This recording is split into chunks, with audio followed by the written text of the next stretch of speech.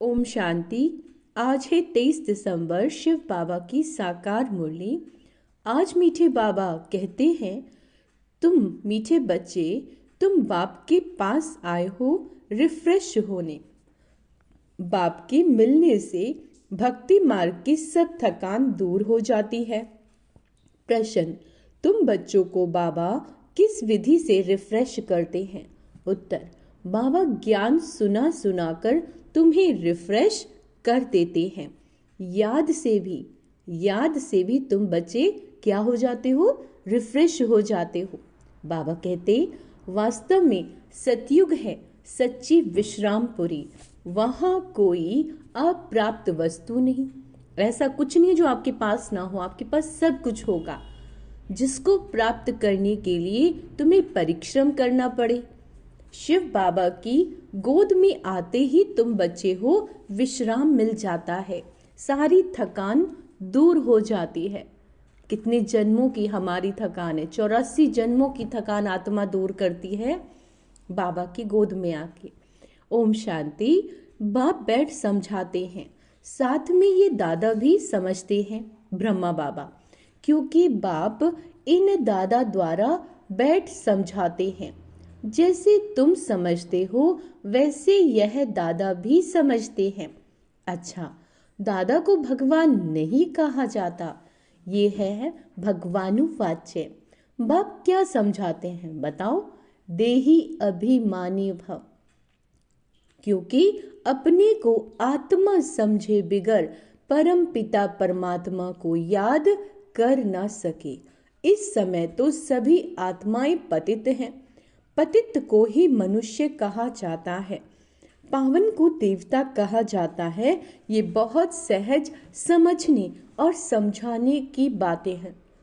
मनुष्य ही पुकारते हैं, हे पतितों को पावन बनाने वाले आओ। देवी देवताएं ऐसे कभी नहीं कहेंगे। पतित पावन बाप पतितों के बुलावे पर आते हैं। आप सब पतित थे ना, तभी तो भगवान को बुलाते थे, हे पतित पावन आओ। तो बाबा कहते, पतित पावन बाप पतितों के बुलावे पर आते हैं। आत्माओं को पावन बनाकर फिर पावन दुनिया भी स्थापन करते हैं। आत्मा ही बाप को पुकारती है, शरीर तो नहीं पुकारता है ना। आत्मा बाबा को बुला रही है। पारलौकिक बाप जो सदा पावन है, उसे ही सब याद करते हैं। ये है पुरानी दुनिया। बाप नई पावन दुनिया बनाते हैं। कई तो ऐसे भी हैं जो कहते हैं हमको तो यहाँ ही अपार सुख है, धन माल बहुत है, उसी को सुख समझते हैं आत्माएं। वह समझते हैं हमारे लिए यही स्वर्ग है। वह तुम्हारी बातें कैसे मानेंगे? जिनके पास धन दौलत है वो हमारी बात कैसे मानेंगे? कलयुगी दुनिया को स्वर्ग समझना, अंडरलाइन करेंगे, कलयुगी दुनिया को स्वर्ग समझना यह भी बेसमझी है। कितनी जड़ जड़ी भूत अवस्था हो गई है, तो भी मनुष्य कहते हैं हम तो स्वर्ग में बैठे हैं। बच्चे नहीं समझते तो बाप कहेंगे, तुम क्या पत्थर बुद्धि हो? बाबा क्या कहते हैं? भगवान कह रहे हैं, तुम नहीं समझते, क्या तुम पत्थर बुद्धि हो? दूसरे को नहीं समझा सकते हो। जब खुद पारस बुद्धि बने तब तो दूसरों को भी बनावे। पुरुषार्थ अच्छा करना चाहिए, इसमें लज्जा की बात नहीं, परंतु मनुष्यों की बुद्धि में आधा कल्प की जो उल्टी बातें भरी हुई हैं वो कोई जल्दी भूलते नहीं है। जब तक बाप को यथार्थ रीति नहीं पहचाना भगवान को, तब तक ताकत आ नहीं सकती। बाप कहते हैं, इन वेद शास्त्र आदि से मनुष्य कुछ भी सुधरते नहीं, दिन प्रतिदिन और ही बिगड़ते आए हैं। सतो प्रधान से तमो प्रधान ही बने हैं। यह किसकी भी बुद्धि में नहीं है कि हम ही सतो प्रधान देवी देवता थे।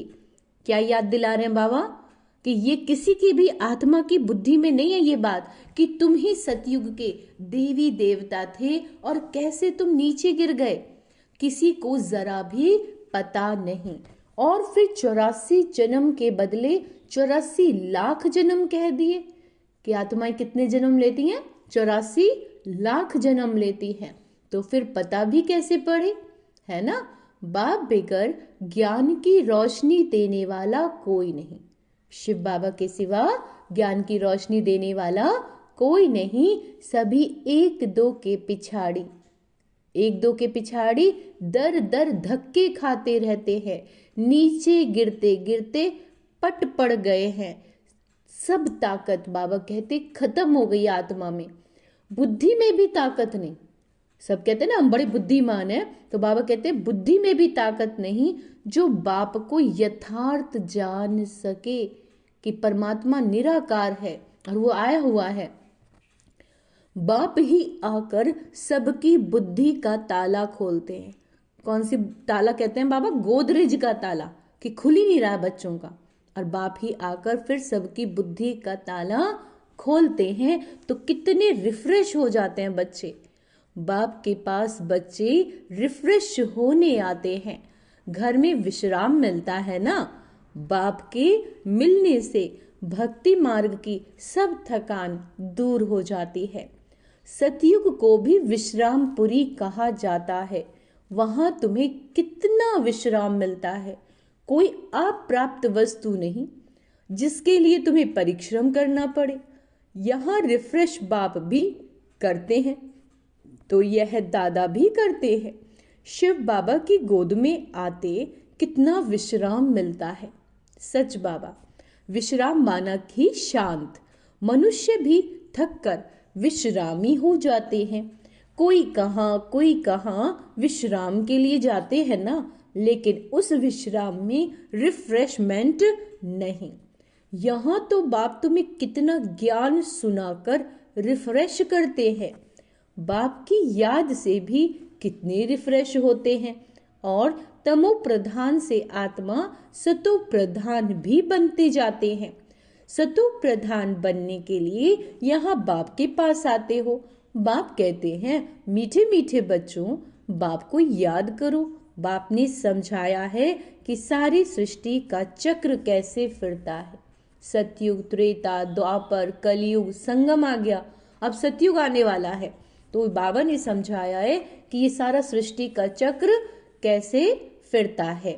सर्व आत्माओं को विश्राम कैसे और कहाँ मिलता है। तुम बच्चों का फर्ज है सबको पैगाम देना। बाप कहते हैं मुझे याद करो तो इस वर्षे के तुम मालिक बन जाओगे। बाप इस संगम युग पर नई स्वर्ग की स्थापना रचते हैं, है ना। दुनिया में लौकिक में तो देखो कैसे कैसे काम करते हैं डेवलपमेंट के लिए, और बाबा संगम पर क्या कर रहे हैं? स्वर्ग दुनिया की स्थापना की तैयारी कर रहे हैं, जहां तुम जाकर मालिक बनते हो। फिर द्वापर में माया रावण के द्वारा तुम्हें श्राप मिलता है, तो पवित्रता, सुख, शांति, धन आदि सब खत्म हो जाता है। कैसे धीरे धीरे खत्म होता है वो भी बाबा ने समझाया है। दुख धाम में कोई विश्राम थोड़े ही होता है, सुख धाम में विश्राम ही विश्राम है ना। किसी चीज की कोई चिंता नहीं, कोई फिक्र नहीं। मनुष्यों को भक्ति कितना थकाती है, जन्म जन्मांतर भक्ति से कितने थक जाते हैं। पैदल पैदल यात्रा नहीं करते, है ना। कैसे एकदम कंगाल बन गए, सारा धन खर्च कर देते हैं, दूर दूर यात्रा पे जाते हैं। ये सारा राज बाप बैठ समझाते हैं। नए नए आते हैं तो उन्हें कितना समझाना होता है। हर एक बात पर मनुष्य कितना सोचते हैं, समझते हैं। कहाँ जादू ना हो, कहाँ जादू ना हो। अरे तुम ही कहते हो भगवान जादूगर है, तो बाप कहते हैं हाँ मैं बरोबर जादूगर हूं, परंतु वह जादू नहीं जिससे मनुष्य भेड़ बकरी बन जाए, है ना। यह बुद्धि से समझा जाता है। यह तो जैसे रीढ़ मिसल हो गया। गायन भी तो है ना, सुर मंडल के साज से। इस समय तो जैसे सभी मनुष्य रीढ़ बकरियां हैं। यह बातें सारी यहाँ की हैं। इस समय का ही गायन है। कल्प के पिछाड़ी को भी मनुष्य समझ नहीं सकते। चंडिका का कितना बड़ा मेला लगता है। किसका लगता है? चंडिका का। वो कौन थी? कहते हैं वो एक देवी थी। ऐसा नाम तो वहां कोई होता नहीं सतयुग में। सतयुग में कितने सुंदर अच्छे नाम होते हैं। सतयुगी संप्रदाय को श्रेष्ठाचारी कहा जाता है। बड़े मैनर्स होते हैं, उठना बैठना बोलना खाना पीना, है ना, सब संस्कारवान बन के सतयुग में जाएंगे। तो बाबा कहते कलयुगी संप्रदाय को तो कितना छी टाइटल देते हैं। अभी के मनुष्यों को श्रेष्ठ नहीं कहेंगे। भाई जिनका कर्म श्रेष्ठ होगा, है ना, सुखदाई होगा, जिसको देख दुनिया भी कहे कि देखो कितना अच्छा कर्म किया है, तो उसी को तो श्रेष्ठ कहेंगे। तो बाबा कहते अभी के मनुष्यों को श्रेष्ठ नहीं कहेंगे, देवताओं को श्रेष्ठ कहा जाता है। अभी हम क्या हो रहे हैं? हम श्रेष्ठ बन रहे हैं क्योंकि हमें सतयुग में जाना है। गायन भी है, मनुष्य से देवता किए करत न लागी वार। मनुष्य से देवता और देवता से मनुष्य कैसे बनते हैं, ये राज बाप ने तुम्हें समझाया है। उनको डीटी वर्ल्ड और इनको ह्यूमन वर्ल्ड कहा जाता है। दिन को सोजरा, रात को अंधियारा कहा जाता है। ज्ञान है सोजरा और भक्ति है अंधियारा। अज्ञान नींद कहा जाता है। आत्माएं किसमें सोई हुई हैं? अज्ञान नींद में। वो इस कलयुग को, इस दुख को ही बाबा कहते स्वर्ग समझते हैं। ही समझते हो कि आगे हम कुछ भी नहीं जानते थे। हम भी कुछ खुद नहीं जानते थे ये सारी बातें, हम भी उसी जीवन में थे। तो नेति नेति कहते थे, अर्थात हम नहीं जानते। अभी तुम समझते हो, हम भी तो पहले नास्तिक थे, बेहद के बाप को नहीं जानते थे। वह है असली अविनाशी बाबा। उसे सर्व आत्माओं का बाप कहा जाता है। तुम बच्चे जानते हो, अभी हम उस बेहद बाप के बने हैं। जो बनेगा उसे ही वर्षा मिलेगा, जो नहीं बनेगा वो पूरे कल्प क्या पाएगा, है ना। बाप बच्चों को गुप्त ज्ञान देते हैं। न धन होगा, न तन स्वस्थ होगा, न परिवार होगा, तो बाबा का ज्ञान सुनना कितना जरूरी है। पूरे कल्प की कमाई का टाइम है और यही वो कमाई है जिसे हम अपने साथ ले जा सकते हैं। ये स्थूल में जो घर है, गाड़ी है, बंगले, क्या हम इन्हें साथ ले जा सकते हैं? नहीं ले जा सकते। तो बाप बच्चों को गुप्त ज्ञान देते हैं। ये ज्ञान मनुष्यों के पास कहाँ मिल न सके। आत्मा भी गुप्त है। गुप्त यानी दिखाई नहीं देती है। गुप्त ज्ञान आत्मा धारण कर रही है बुद्धि के द्वारा। आत्मा ही मुख द्वारा ज्ञान सुनती है। आत्मा ही गुप्त बाप को गुप्त याद करती है। बाप कहते हैं बच्चों, देह अभिमानी नहीं बनो। बार बार अपने आप को देह मत समझो। इस फीलिंग में आओ कि मैं आत्मा हूं और ये मेरी बॉडी है। देह अभिमान से आत्मा की ताकत खत्म होती है। आत्म अभिमानी बनने से आत्मा में ताकत जमा होती है। बाप कहते हैं ड्रामा के राज को अच्छी रीति समझकर चलना है। इस अविनाशी ड्रामा के राज को जो आत्मा अच्छी रीति जानते हैं वो हमेशा खुश रहते हैं। इस समय मनुष्य ऊपर जाने की कितनी कोशिश करते हैं। समझते हैं ऊपर में कोई दुनिया है। शास्त्रों में सुन रखा है ऊपर में दुनिया है, तो वहां जाकर देखें। बाबा कहते वहां दुनिया बसाने की कोशिश करते हैं। दुनिया तो बहुत बसाई है ना, भारत में सिर्फ, क्या कहते हैं बाबा, दुनिया तो बहुत बसाई है ना, भारत में सिर्फ एक ही आदि सनातन देवी देवता धर्म था और कोई खंड आदि नहीं था। फिर कितना बसाया। तुम विचार करो, भारत के कितने थोड़े टुकड़े में देवताएं रहते हैं। जमुना के किनारे पर ही परिस्थान था जहां ये लक्ष्मी नारायण राज्य करते थे। अब दोबारा उन्हीं का राज्य आने वाला है। कितनी सुंदर शोभायमान सतु प्रधान दुनिया थी, नेचुरल ब्यूटी थी।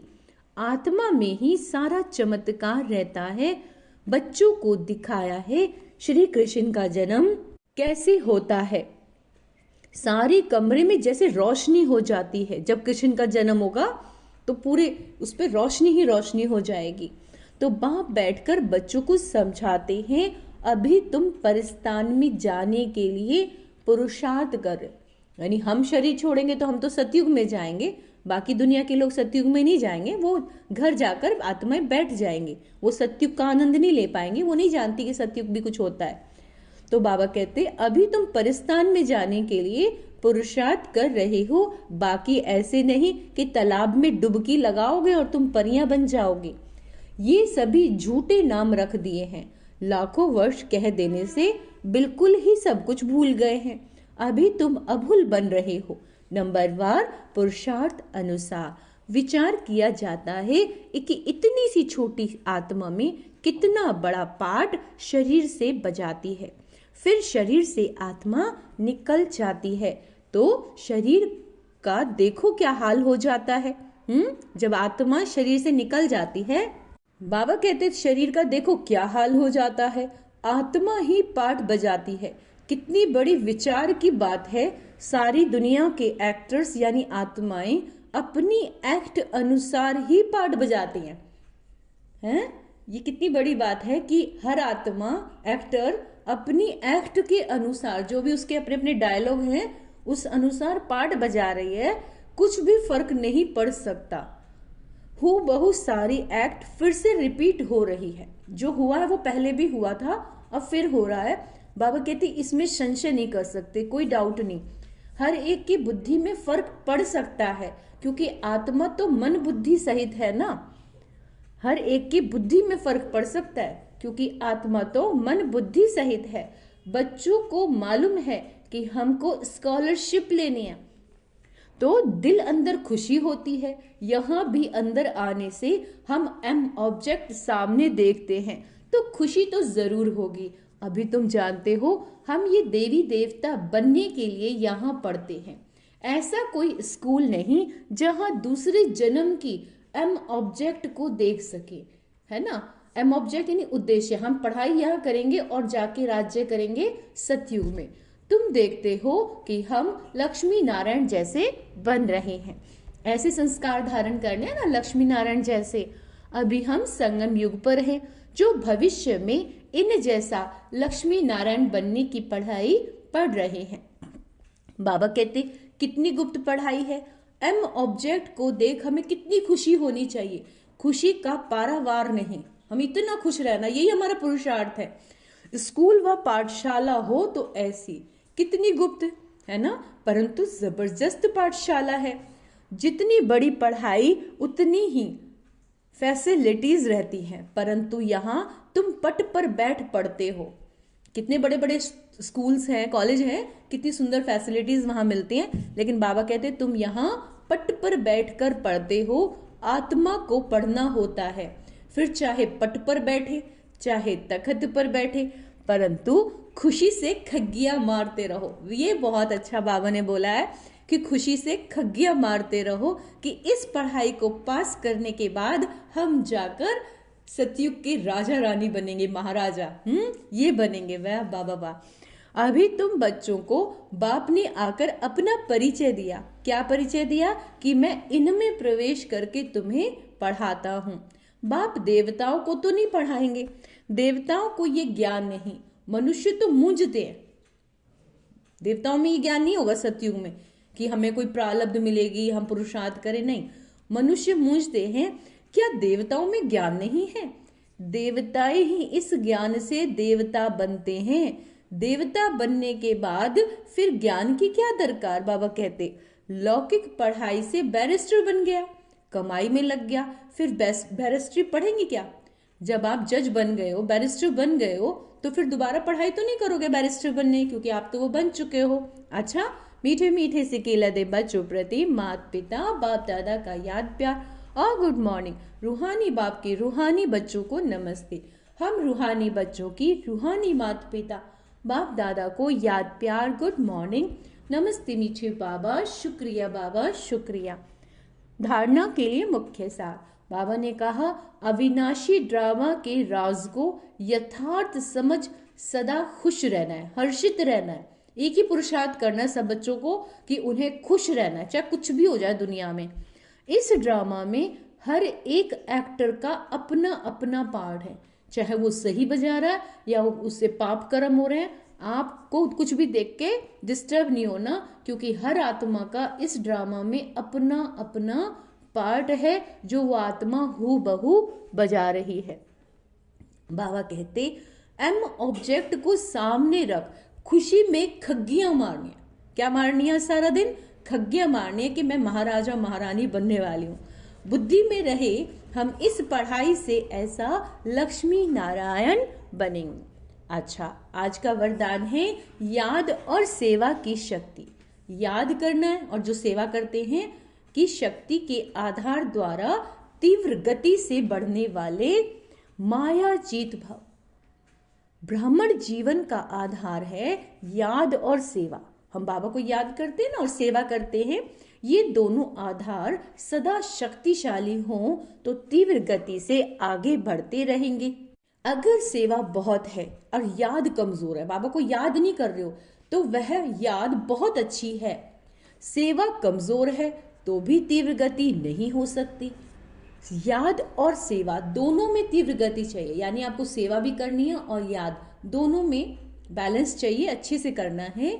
याद और निस्वार्थ सेवा, यानी हम जो कर रहे हैं उसके प्रति कोई इच्छा, एक्सपेक्टेशन नहीं होनी चाहिए कि इसके बदले हमें कुछ मिले, बाबा हमारा ये काम कर दो, ये काम कर दो, नहीं।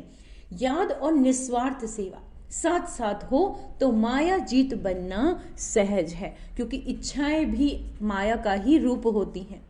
हर कर्म में कर्म की समाप्ति के पहले सदा विजय दिखाई देगी। हर कर्म में और कर्म की समाप्ति के पहले सदा विजय दिखाई देगी। स्लोगन इस संसार को अलौकिक खेल और परिस्थितियां जो आपके जीवन में आ रही हैं उनको अलौकिक खिलौने के समान समझकर चलो। जो भी परिस्थितियां आ रही हैं उन्हें क्या समझना है? खिलौने। अच्छा, ओम शांति। तो आज का स्वमान अभ्यास करेंगे। मैं माया जीत आत्मा हूँ, मैं हर्षित मुख आत्मा हूँ, मैं साक्षी दृष्टा आत्मा हूँ। अच्छा, ओम शांति।